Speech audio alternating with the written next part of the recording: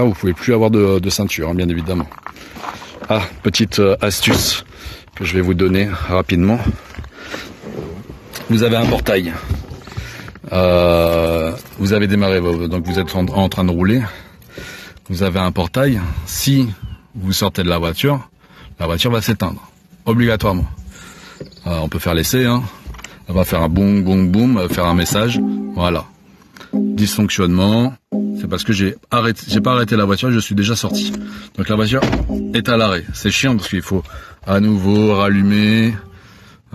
Ouais, c'est compliqué. Si vous voulez laisser votre femme dans votre voiture, faire des courses et qu'elle ait la clim, c'est pareil. Elle va s'éteindre. Donc comment on fait? On met la ceinture passager, on la prend et on vient la clipser sur le fermoir du conducteur.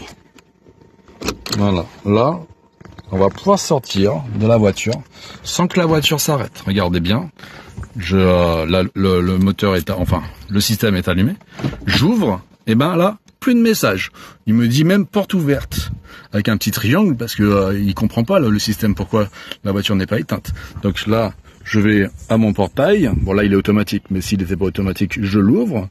Je reviens dans ma voiture et je peux à nouveau repartir en marche avant sans avoir réallumé, en modifiant la clim et les réglages d'EcoPro, etc.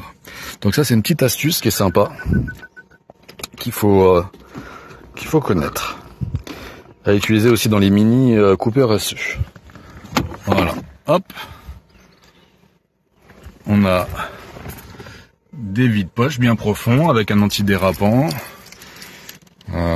Et maintenant on va aller à l'avant et à l'arrière. Le coffre, il s'ouvre sur la version qui n'a pas l'ouverture sans clé, en appuyant sur le petit losange, si on l'a programmé ainsi, un appui long, et le coffre s'ouvre. On n'a pas accès au moteur. Certains vont vous demander, mais moi je veux voir le moteur. Non, il y a une plaque de protection. On n'a pas accès au moteur. Celui qui ne démonte pas les vis pour la plaque en acier de protection ne verra jamais le moteur. Voilà, donc on a la plage arrière, voilà, qu'on peut enlever. Hein. On peut descendre les sièges en tirant ces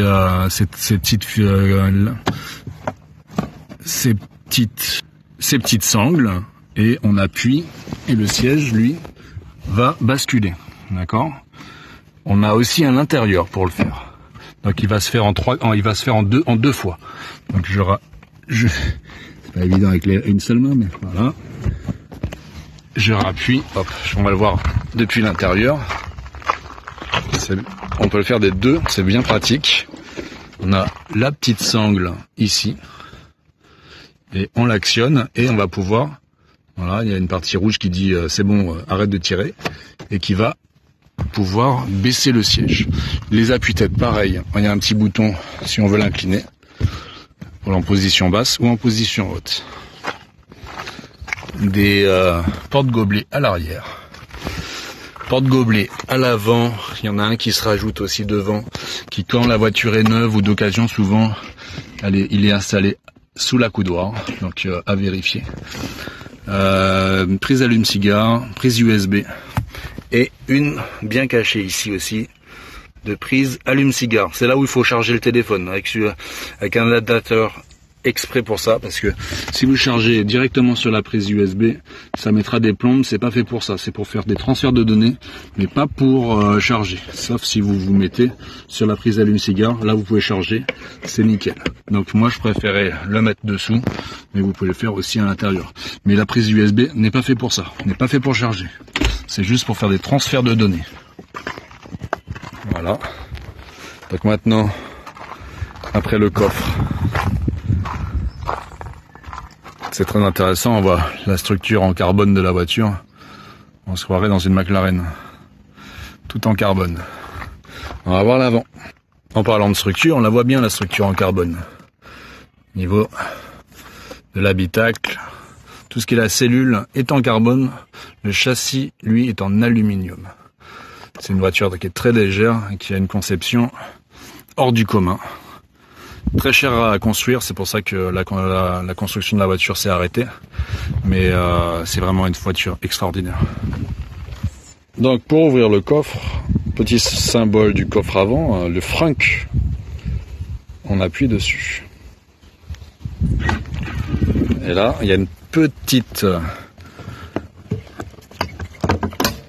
petit loquet qu'il faut soulever.